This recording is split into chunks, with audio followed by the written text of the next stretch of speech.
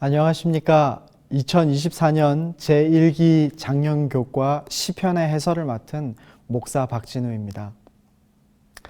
일상의 답답한 순간들이 많을지라도 우리에게 소망이 있음을 인해 힘을 얻고 끝까지 충성할 기회를 구하는 성도님들 되시기를 소망합니다. 이번 주 교과인 13과의 제목은 너는 여호와를 기다리라입니다. 먼저 기억절을 한번 읽어보겠습니다. 너는 여호와를 기다릴지어다. 강하고 담대하며 여호와를 기다릴지어다. 아멘. 시편 27편 14절에 있는 말씀입니다. 우리는 한 기 동안 교과를 통해 시편의 여러 가지 주제들을 다루었습니다. 하나님께 기도하는 마음, 하나님의 통치를 신뢰하고 의지하는 마음, 구원을 통한 기쁨과 삶의 애통을 극복하는 기다림, 궁극의 주님을 받아들이는 여러 가지 삶의 선물들을 우리는 함께 공부하였습니다. 앞으로도 우리는 비슷한 신앙의 경험들을 반복하여 이 여정을 계속 해나가겠죠. 그런 중에 시편에서 발견하는 마지막 중요한 주제는 여호와를 기다리라라는 것입니다. 교과의 첫째 날은 그 기다림을 하나님의 부르심, 즉 소명이라고 말하고 있습니다. 무언가를 기다린다는 것은 쉽지 않은 일입니다.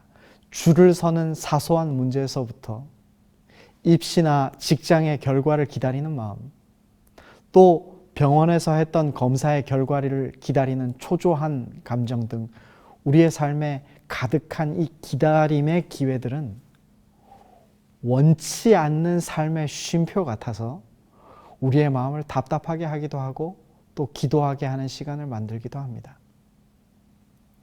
우리는 세상의 많은 기다림 중에서도 하나님을 기다려야 한다는 숙제를 안고 살아가는 사람들입니다. 삶의 수많은 문제들이 해결되지 않은 것처럼 보일 때 하나님의 자녀들은 내 상황을 하나님께 맡기고 주님이 이 문제를 해결해 주실 줄 믿고 기다립니다. 교과는 삶의 이 지점에 관련해서 이렇게 조언합니다. 주님을 기다린다는 것은 나태함과 절망에 찬 자포자기한 시간을 의미하지 않는다. 오히려 주님을 기다리는 것은 신뢰와 믿음으로 가득한 행위이며 그것이 일관된 행동으로 나타나는 것이다. 교과책 176페이지에 있는 소개입니다. 하나님이여 주는 나의 하나님이시라. 내가 간절히 주를 찾되 물이 없어 마르고 황폐한 땅에서 내 영혼이 주를 갈망하며 내 육체가 주를 앙모하나이다. 시편 63편 1절의 말씀을 읽었습니다.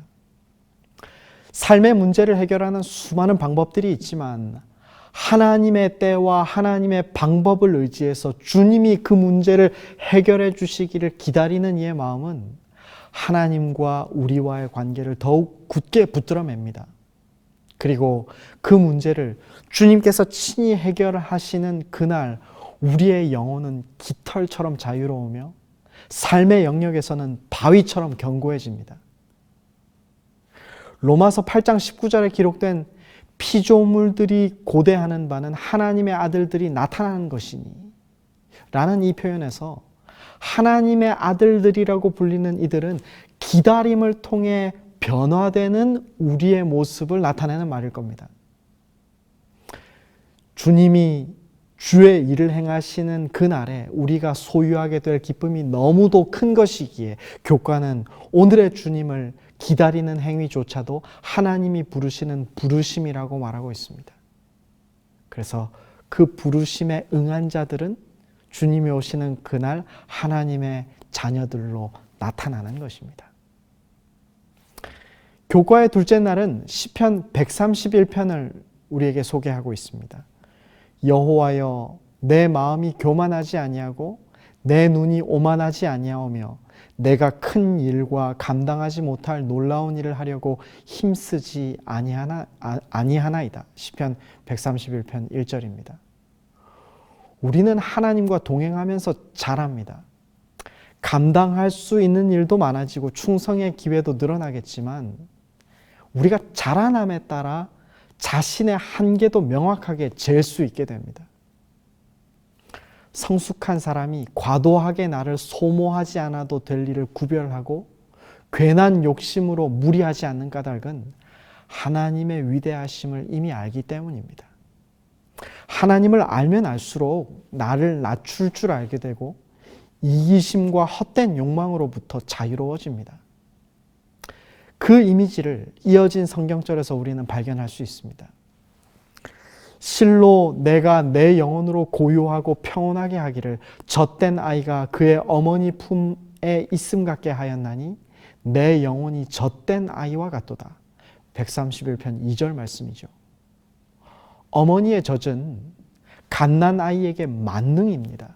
아프거나 졸리거나 배고프거나 아이가 울 때 젖만 물리면 대부분의 문제가 해결됩니다. 그 젖을 떼면서 아이는 자라납니다.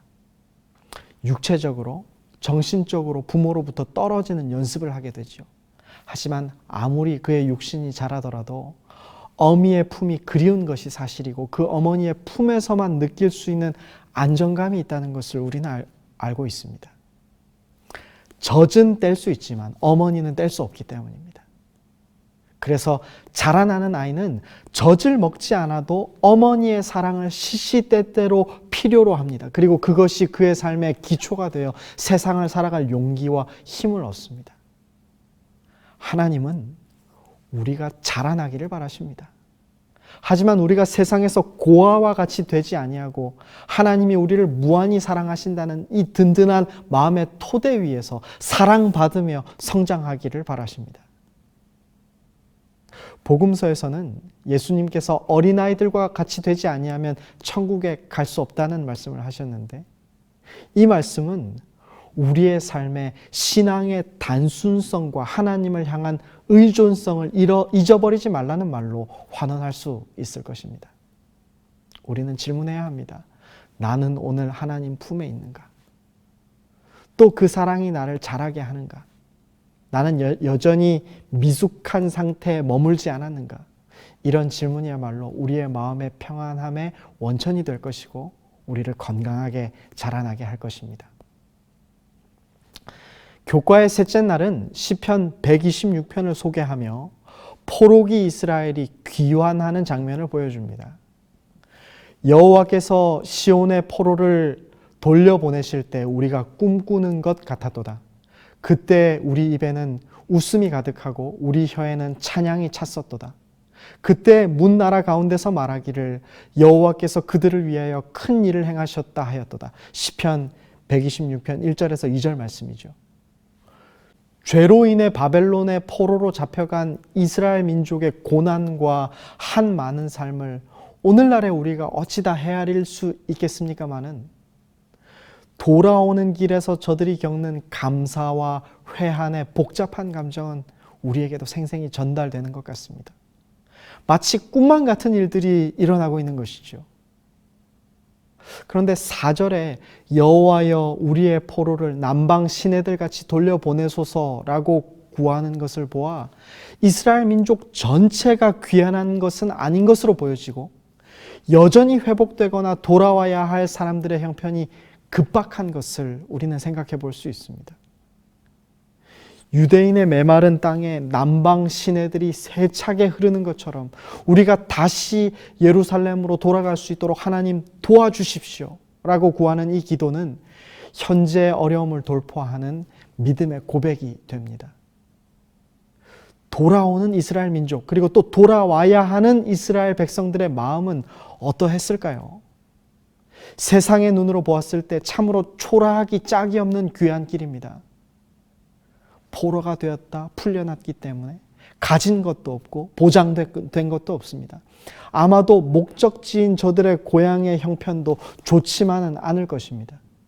또 헤어진 형제, 자매, 가족들의 소식이 마음에 사무치고 또 모든 것을 처음부터 다시 시작해야 한다는 힘겨움도 예상이 됩니다마는 그럼에도 불구하고 돌아오는 이스라엘 백성이 생각하는 것은 하나님께서 우리와 이제는 함께 하신다는 것, 그리고 하나님께서 우리를 회복시키실 것이라는 확신이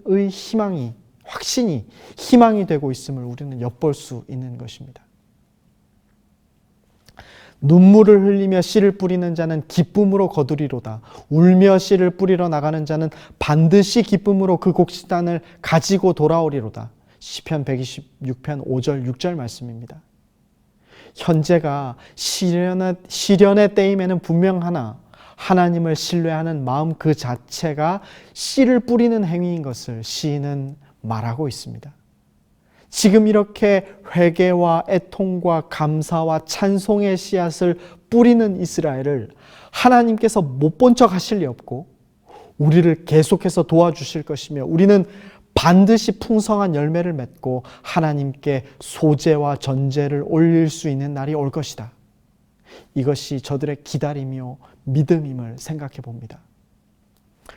우리의 삶에도 힘겨운 순간과 초라한 순간들이 많이 있습니다. 그런 순간 믿음의 씨앗과 감사의 씨앗을 심을 수 있는 마음이 있다면 얼마나 좋겠습니까? 우리가 가진 능력과 형편보다 더 큰 축복을 경험하게 하실 하나님을 소망합니다. 교과의 넷째 날은 하나님의 안식일의 쉼을 기다림이라는 제목으로 시편 92편을 다루고 있습니다. 시편 92편은 안식일의 찬송시로 알려져 있습니다. 안식일 아침, 여러분은 어떤 마음으로 하루를 시작하십니까? 교회에서 다양한 사역을 성실히 해내는 것도 좋겠지만 그 안식일 하나님께서 주시는 은총을 되돌아보고 기억하는 것이 우리에게 먼저 필요한 것임을 우리는 알고 있습니다. 안식일을 맞이하여 첫 번째로 감사하게 되는 것은 하나님의 돌보심 아래 생육하고 번성하게 하시는 하나님의 창조 사역을 찬양하는 것입니다. 창조의 기념일에 대한 감사이죠. 의인은 종려나무같이 번성하며 레바논의 백향목같이 성장하리로다. 이는 여호와의 집에 심겼으며 우리 하나님의 뜰에서 번성하리로다. 그는 늙어도 여전히 결실하며 진액이 풍족하고 빛이 청정하니. 우리에게 매일 생명을 주시고 그 생명을 통해 열매 맺게 하시는 하나님의 모든 은총은 마치 에덴 동산에서 보기에 아름답고 먹기에 좋은 나무들이 하나님을 신뢰하는 의인들의 살아가는 모습을 묘사하는 것 같은 그런 인상을 받습니다. 안식일 우리의 삶을 돌아볼 때 이런 삶의 감사, 생명에 대한 감사의 기도로 하루를 시작한다면 우리가 누리는 안식일의 기쁨이 더 커지지 않겠습니까? 안식일에 감사하는 또 다른 주제는 죄와 악으로부터 우리를 구원하시는 구속의 기념일을 찬송하는 것입니다. 매일 드려지는 제사에서의 하나님의 속죄는 성실하시고 신실하신 하나님에 대한 감사의 고백으로 이어집니다. 아침마다 주의 인자하심을 알리며 밤마다 주의 성실하심을 베풀미 좋으나이다. 시편 92편 1절 말씀이죠. 아침과 저녁에 때를 따라 드려지는 상번제의 속죄는 밤에는 불빛으로 낮에는 연기로 항상 이스라엘 백성들의 시야에 들어왔습니다. 나의 형편이나 나의 변하는 감정과는 전혀 상관없이 항상 나를 위한 하나님의 용서하심이 성소에서 진행되고 있고 그것이 나의 삶을 지탱한다는 감사를 자아내게 되죠. 여호와여 주의 원수들은 패망하리이다. 정녕 주의 원수들은 패망하리니 죄악을 행하는 자들은 다 흩어지리이다. 시편 92편 6절에 있는 말씀입니다. 하나님의 백성들을 죄에서 건지시고 원수들로부터 보호하시는 하나님을 기억하고 의지하는 것도 우리가 안식일의 쉼을 누리는 기쁨의 토대가 되고 우리의 찬양이 됩니다. 그리고 마지막으로 하나님은 우리에게 아름다운 기름을 부으신다고 성경을 통해 약속하시는데요. 우리는 하늘 왕의 소중한 자녀이며 또 거룩한 제사장입니다.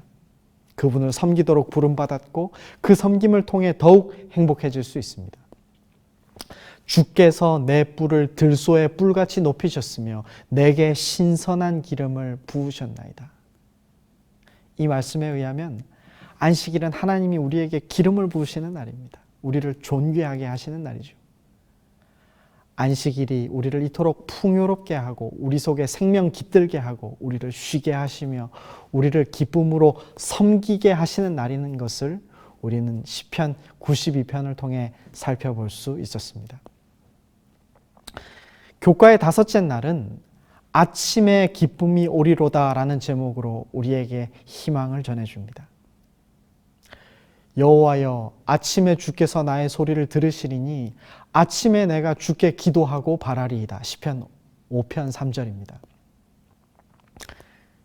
아침에 잠에서 깨었을 때 여러분은 어떤 모습이십니까? 머리는 헝클어져 있고 눈은 부어 있고 냄새나는 입으로 하품도 하고 걸음은 비틀거리는 제 못생긴 모습이 생각이 납니다.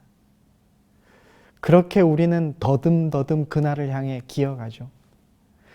아침이 되어서 곧 우리는 남편으로, 아빠로, 목사로서 나의 역할을 맞이해 우리의 정체성을 입습니다.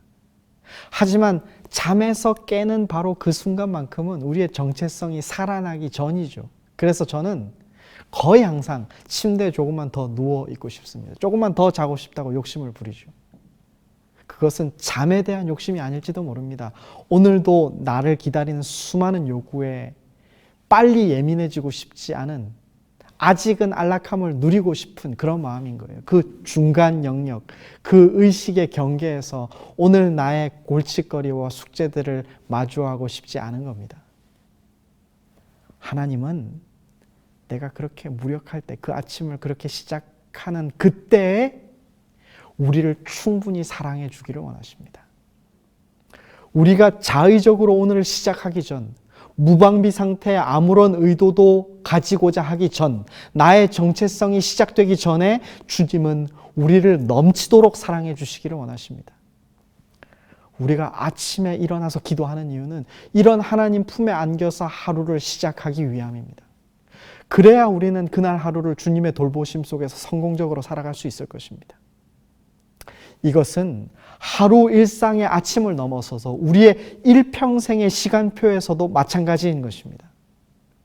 시편에서 아침이라는 시간은 전형적으로 구원을 기대하는 시간입니다. 긴 고난의 밤을 끝내는 시간이자 여명이 밝아오면 새로운 길을 걸어갈 수 있는 희망을 여는 시간입니다. 우리의 삶에 아침이 찾아와야 추위에 떨고 있는 우리의 체온을 높일 수가 있습니다.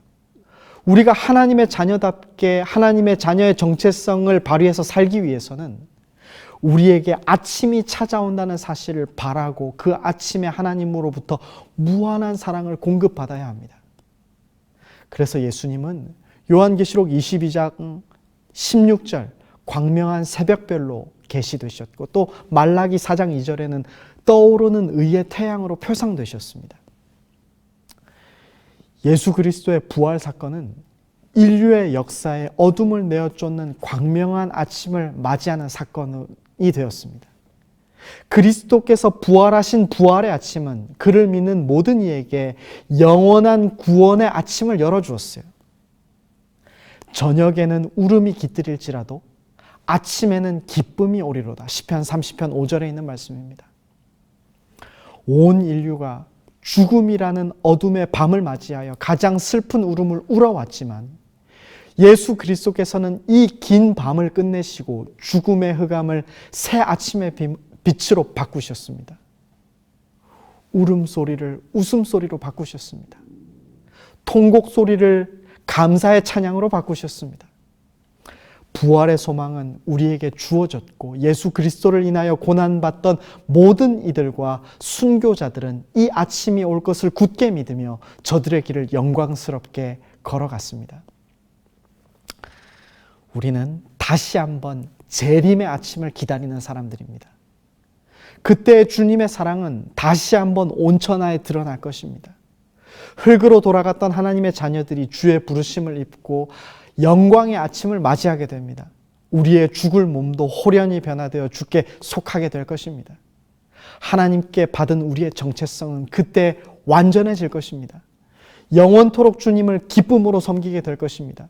우리가 기다려온 모든 기다림의 끝이 다가왔다는 것을 온 세상에, 온 우주에 선포하게 될 것입니다. 지난 한 기 동안 시편을 함께 나누게 되어서 개인적으로 참 행복했습니다. 이 교과를 준비하는 시간 동안 시편의 말씀들을 의지할 기회를 얻게 되어서 참 좋았습니다. 이 좋은 말씀을 이렇게밖에 전하지 못하는 제 답답한 심정이 있다는 것을 말씀드리고 싶고 또 사과하고 싶습니다. 하지만 하나님께서 우리 모두를 각자 사랑하시기에 우리의 각자의 삶에서 그 부족함도 넉넉히 채워주실 것을 믿습니다. 모든 성도들의 마음속에 하나님의 무한한 사랑이 채워져서 매일매일의 아침을 시작하게 되기를 축복합니다. 또한 우리의 가장 어려운 삶의 밤들이 찾아올 때도 아침을 기다리는 마음이 성도들의 마음 가운데 가득하기를 소망합니다. 이것으로 2024년 일기 교과 방송을 모두 마치겠습니다. 감사합니다.